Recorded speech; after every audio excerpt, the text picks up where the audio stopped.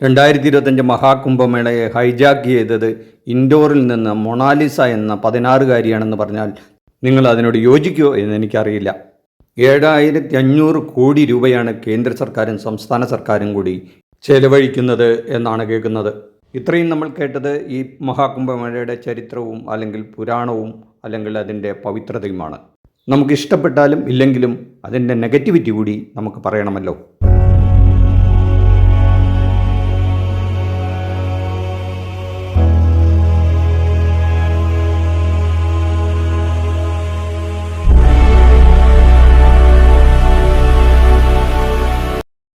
നമ്മുടെ നാട്ടിലെ ഇന്ത്യയിൽ അഥവാ ഭാരതത്തിൽ ഇപ്പോൾ ഏറ്റവും കൂടുതൽ ചർച്ച ചെയ്യപ്പെടുന്ന വിഷയം ഏതാണെന്ന് ചോദിച്ചാൽ ഒരൊറ്റ ഉത്തരവിടും അത് മഹാകുംഭമേളയും ആ കുംഭമേളയിൽ വൈറലായ ഒരു സുന്ദരിയുണ്ട് എന്ന് പറഞ്ഞാൽ ഈ കുംഭമേളയുടെ മൊത്തം ക്രെഡിറ്റും അടിച്ചെടുത്ത ഒരു 16-കാരി സുന്ദരി മൊണാലിസ, ഇൻഡോറിൽ നിന്നുള്ള ഒരു മാല വിൽപ്പനക്കാരി. ആ സുന്ദരി പെൺകുട്ടി കഴിഞ്ഞ ദിവസമാണ് നമ്മുടെ നാട്ടിലെ കേരളത്തിലെ കോഴിക്കോട് വന്ന് നമ്മുടെ വിവാദ നായകനായ ബോച്ചയുടെ ഒരു ഷോറൂം ഉദ്ഘാടനം ചെയ്ത് പോയത്. നെഗറ്റിവിറ്റിയെ എങ്ങനെ പോസിറ്റിവിറ്റി ആക്കാം എന്ന് ബോച്ചയ്ക്കറിയാം, എങ്ങനെ ബിസിനസ് ഉണ്ടാക്കണമെന്നും അറിയാം. അത് ബോച്ചയെ കഴിഞ്ഞ് കേരളത്തിൽ മറ്റാരുള്ളൂ. ഹണി റോസുമായി ബന്ധപ്പെട്ട വിഷയത്തിൽ ജയിലിൽ കിടന്നതൊക്കെ വലിയൊരു ക്രെഡിറ്റായിട്ടാണ് അദ്ദേഹം ഉറക്ക മൈക്കിൽ വിളിച്ചു പറയുന്നത്. കുംഭമേളയിൽ വൈറലായ ഈ മൊണാലിസ എന്ന പെൺകുട്ടിയെ കോഴിക്കോട്ട് കൊണ്ടുവന്നത് ഒരു പ്രതികാരം എന്നോണമാണെന്നും കൂടി നമുക്ക് ആ ചടങ്ങൊക്കെ വീക്ഷിക്കുമ്പോൾ മനസ്സിലാകും.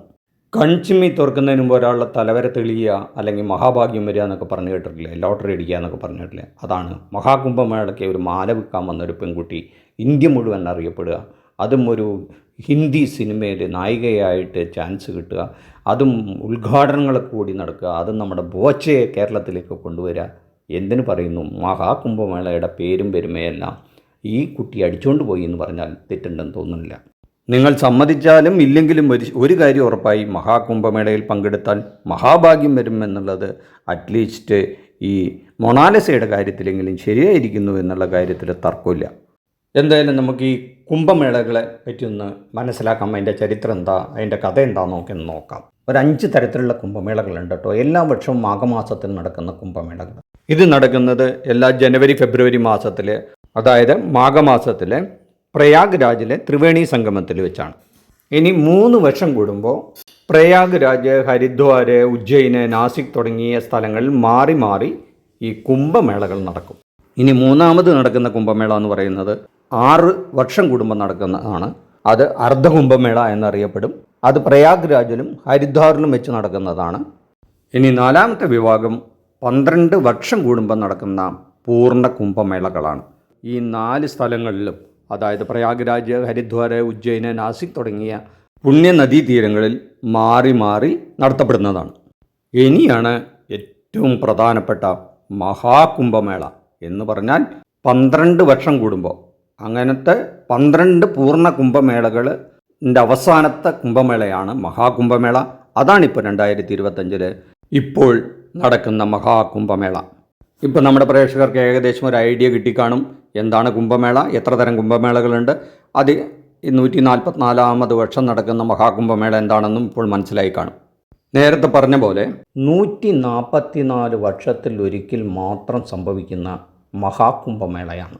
അതായത് ഇന്ന് ജീവിച്ചിരിക്കുന്ന തലമുറയ്ക്ക് കിട്ടിയ ഒരു അപൂർവ സുവർണാവസരം അല്ലെങ്കിൽ ഒരു മഹാഭാഗ്യം എന്നൊക്കെ പറയാം.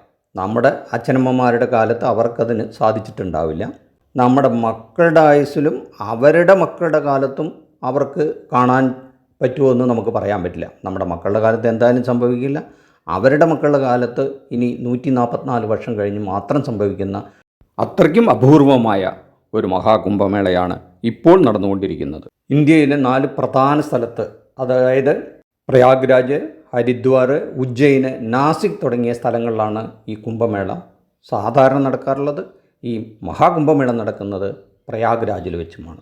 ഈ മഹാകുംഭമേള നടത്താനുള്ള ചെലവിനെ പറ്റി കേട്ടാൽ നിങ്ങൾ അന്തം വിടും കേട്ടോ. 5000 കോടി രൂപയാണ് കേന്ദ്ര സർക്കാർ ചെലവഴിക്കുന്നത്. സംസ്ഥാന സർക്കാരാണെങ്കിൽ 2500 കോടി രൂപയാണ്. മൊത്തം 7500 കോടി രൂപയാണ് ഈ മതപരമായ ഈ ചടങ്ങിന് വേണ്ടി ഈ 2 സർക്കാരുകളും കൂടി ചെലവഴിക്കുന്നതാണെന്നാണ് കേൾക്കുന്നത്. പക്ഷേ ഈ ചെലവിനെ പറ്റി ആശങ്കപ്പെടേണ്ട കാര്യമില്ല കേട്ടോ. ഉത്തർപ്രദേശ് ഗവൺമെൻറ് മാത്രം 2 ലക്ഷം കോടി രൂപ എത്രയായി ഈ മഹാകുംഭമേള കഴിയുമ്പോഴേക്കും വരുമാനമായി പ്രതീക്ഷിക്കുന്നത്. ലക്ഷോപലക്ഷം ജനങ്ങളാണ് ഈ ജനുവരി 14 മുതൽ ഫെബ്രുവരി 26 വരെ നീണ്ടു നിൽക്കുന്ന ഈ മഹാകുംഭമേള കൊണ്ട് ഉപജീവനം നടത്തുക. വലിയ തോതിലുള്ള കച്ചവടം നടക്കും. എല്ലാ തരത്തിലുള്ള വ്യാപാരവും ഈ കാലഘട്ടത്തിൽ അവിടെ അഭിവൃദ്ധിപ്പെടും. അതുവഴിയാണ് ഈ 2 ലക്ഷം കോടി രൂപ ഉത്തർപ്രദേശ് ഗവൺമെൻറ് പ്രതീക്ഷിക്കുന്നത്. അപ്പോൾ പിന്നെ 7500 കോടി രൂപ ചെലവ് ചെയ്താൽ എന്താണ് നഷ്ടം? ഒരു നഷ്ടവുമില്ല. ഇനി ഈ കുംഭമേളയുടെ ഒരു ചരിത്രം അല്ലെങ്കിൽ ഒരു കഥ എന്താണെന്ന് നമുക്ക് നോക്കാം. ഈ ദേവന്മാരുടെയൊക്കെ ശക്തി വീണ്ടെടുക്കാനായി നടത്തിയ ഈ പാലാഴി മഥനത്തെപ്പറ്റി നമ്മൾ കേട്ടിട്ടുണ്ടാവും. അതുമായി ബന്ധപ്പെട്ടാണ് ഈ കുംഭമേളയെ ബന്ധിപ്പിച്ചിരിക്കുന്നത്.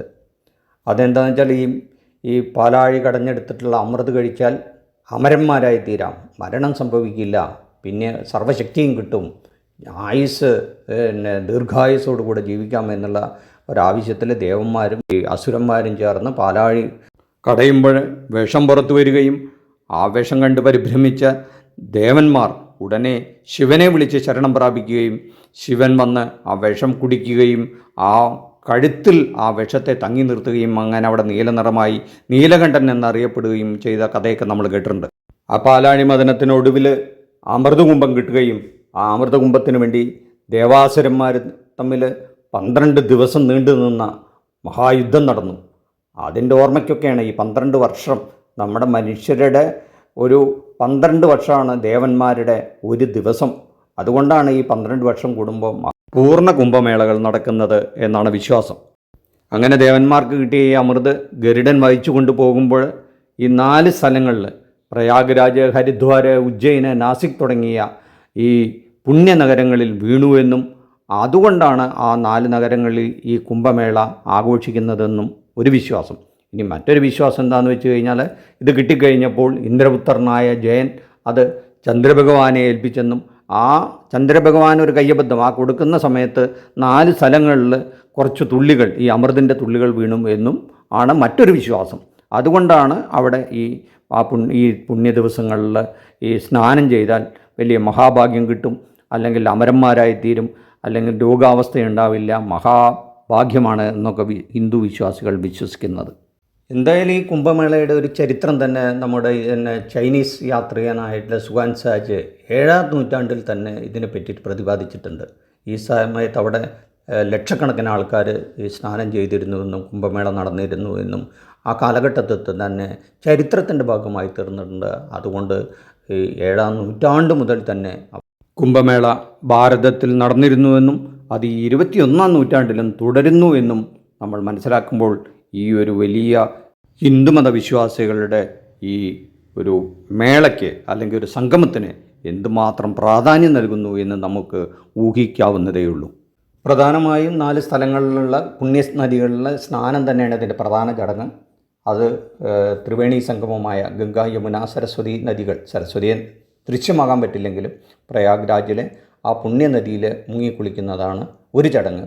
പിന്നെ മഹാരാഷ്ട്രയിലെ ഗോദാവരി നദി നാസിക്കിലുള്ളത്, പിന്നെ ഉള്ളത് മധ്യപ്രദേശിലെ ഉജ്ജയിനിലുള്ള ക്ഷിപ്ര നദീ തീരം, ഉത്തരാഖണ്ഡിലെ ഹരിദ്വാറിലെ ഗംഗാ നദി. ഈ 4 സ്ഥലങ്ങളിലെ പുണ്യനദികളിലെ സ്നാനമാണ് ഇതിൻ്റെ പ്രധാന ചടങ്ങ്. എന്നുവെച്ചാൽ ഈ വ്യാഴം, സൂര്യൻ, ചന്ദ്രൻ ഈ 3 ഗ്രഹങ്ങളും ഒരു പ്രത്യേക സ്ഥാനത്ത് വരുമ്പോൾ മാത്രം സംഭവിക്കുന്ന ആണ് ഈ മഹാകുംഭമേള.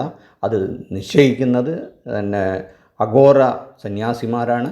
അവരുടെ ഒരു സംഘമാണ് അത് ചേർന്ന് ഇന്ന ദിവസം തൊട്ട് ഇന്ന ദിവസം വരെ ഇത് ആഘോഷിക്കണമെന്ന് തീരുമാനിക്കുന്നത്. ആ കാലഘട്ടത്തിൽ ഈ 3 ഗ്രഹങ്ങളും ഒരു പ്രത്യേക പൊസിഷനിൽ വരുന്നുവെന്നും അപ്പോൾ വലിയൊരു ദൈവിക ശക്തി അനുഭവപ്പെടുമെന്നും അപ്പോൾ ഈ നദികളിലെ ജലത്തിന് വലിയൊരു കാന്തിക ശക്തി ഉണ്ടാകും എന്നൊക്കെയാണ് വിശ്വാസം. ഇപ്പോൾ നടക്കുന്ന മഹാകുംഭമേള തുടങ്ങി വെച്ചത് 12 അഘാരകളുടെ ഈ തലവന്മാരുടെ ഒരു ഘോഷയാത്രയോടെയാണ് ഇത് തുടങ്ങി വെച്ചത്. അത് വലിയൊരു ഇതാണ്. ഗവൺമെൻറ് എല്ലാം ഇടപെട്ട് പോലീസ് ഉദ്യോഗസ്ഥന്മാരെ അവരെ സ്വീകരിക്കുക, നാട്ടിലെ വലിയ ഉന്നതന്മാരായ മന്ത്രിമാരും എല്ലാ MLA-മാരും മറ്റെല്ലാ തലവന്മാരും നാട്ടുതലവന്മാരും പ്രമാണിമാരൊക്കെ ചേർന്ന് അവരെ സ്വീകരിക്കുന്നു. വലിയ ആഘോഷപൂർവ്വം സ്വീകരിച്ച് ഈ മഹാകുംഭമേളയ്ക്ക് തുടക്കമിടുന്നു. പിന്നെ ഏതാണ്ട് 40 കോടി ജനങ്ങൾ അവിടെ എത്തുന്നതാണ് പ്രതീക്ഷിക്കുന്നത്. അതൊരു വലിയ നമ്മുടെ ഇന്ത്യൻ ജനതയുടെ 150 കോടിയിൽ 40 കോടി എന്ന് പറഞ്ഞാൽ ഏതാണ്ട് ഒരു 4ൽ 1 എന്ന് തന്നെ പറയാം. 4ൽ 1 ജനം, ഇന്ത്യയിലെ 4ൽ 1 ഈ പുണ്യസ്നാനത്തിനായിട്ട് മഹാകുംഭമേളയ്ക്കായിട്ട് എത്തിച്ചേരുന്നു എന്നുള്ളത് നമുക്ക് എടുത്ത് പറയേണ്ട ഒരു സംഗതി തന്നെയാണ്. എത്ര തന്നെ എന്തൊക്കെ പറഞ്ഞാലും ഈ വർഷത്തെ വാർത്താ പ്രാധാന്യം നമ്മുടെ മാല വിൽപ്പനക്കാരി മൊണാലിസ കൊണ്ടുപോയാലും ഈ ഒരു മഹാകുംഭമേളയുടെ ചരിത്രം ഇനി 144 വർഷങ്ങൾക്കപ്പുറമുള്ള നമ്മുടെ മക്കളുടെ കാലത്തോ അവരുടെയും മക്കളുടെ കാലത്തോ മാത്രം നടക്കാൻ സാധ്യതയുള്ള ഒന്നാണ്. അപ്പോൾ എന്തുകൊണ്ടും ഈ ഭാരതത്തിൻ്റെ അല്ലെങ്കിൽ ഇന്ത്യയുടെ ഈ ഒരു പൈതൃകം അല്ലെങ്കിൽ ഈ ഒരു എന്താ പറയേണ്ടത് ഇത്രയും നൂറ്റാണ്ടുകളായി നിലനിൽക്കുന്നത് ഇന്നും തുടർന്നു പോകുന്നു എന്ന് നമുക്ക് പറയാം. അതോടനുബന്ധിച്ചിട്ടുള്ള പൊളിറ്റിക്കൽ ചില എൻഗേജ്മെൻ്റൊക്കെ നടത്തുന്നവരുണ്ട്, അത് മുതലെടുക്കുന്നവരുണ്ട്. ചില ന്യൂനതകളും അവിടെ സംഭവിക്കുന്നുണ്ട്, അത് ചൂണ്ടിക്കാണിക്കാതിരിക്കാനും വയ്യ. വളരെ മോശമായിട്ടുള്ള വൃത്തിഹീനമായിട്ടുള്ള സാഹചര്യങ്ങൾ അവിടെ നിലനിൽക്കുന്നുണ്ട്. തിക്കിലും തിരക്കിലും പെട്ട് കുറേ പേര് മരണപ്പെട്ടിട്ടുണ്ട്. അതൊക്കെ ഇതിൻ്റെ മറ്റൊരു സൈഡാണ്. അതൊക്കെ നമ്മൾ തിരുത്തി മുന്നോട്ട് പോയി ഇതിന് നല്ല രീതിയിൽ വലിയൊരു വ്യാപാരം ഇതിൻ്റെ പിന്നിൽ നടക്കുന്നുണ്ട്. അനേകം ആൾക്കാർ ഈ 10-40 ദിവസം കൊണ്ട് അനേകം പേരുടെ ഉപജീവനമാർഗം അവർ നേടിയെടുക്കുന്നുണ്ട് ഈ കാലഘട്ടത്തിൽ. അങ്ങനെ ജീവനോപാധി, അങ്ങനെ ജീവിക്കാൻ വന്നൊരു പെൺകുട്ടിയാണ് ഇന്ന് ഇന്ത്യ മുഴുവൻ അറിയപ്പെടുന്നത് എന്ന് നമ്മൾ വിസ്മരിച്ചുകൂടാ. എന്തായാലും ഈ മഹാകുംഭമേളയെ പറ്റിയിട്ട് ഏതാണ്ട് അറിവുള്ള കാര്യങ്ങളൊക്കെ നമ്മുടെ പ്രേക്ഷകർക്ക് വേണ്ടിയിട്ട് പങ്കുവെച്ചു എന്നാണ് വിശ്വസിക്കുന്നത്. നിങ്ങൾക്ക് ഇഷ്ടപ്പെട്ടെങ്കിൽ ഇത് ലൈക്ക് ചെയ്യുക, ഷെയർ ചെയ്യുക.